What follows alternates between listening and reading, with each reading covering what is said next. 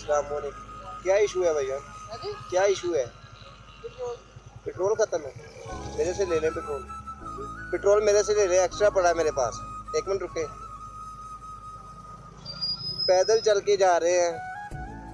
कितने petrol pump नजर आ रहा है? कितने कितने नजर आ रहा है? मैनू तो नहीं आ रहा है। पकड़ो।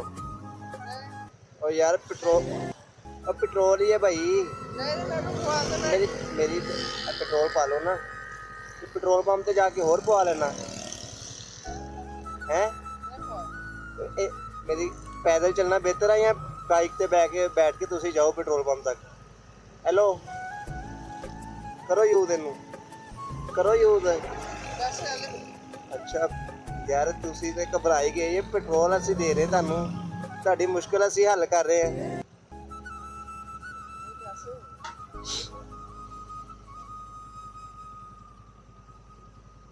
मैं खुल गया।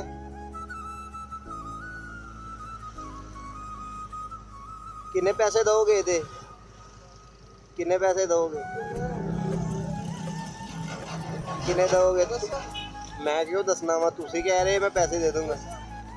मैं तो कहने मैं कोई भी नहीं लेना है।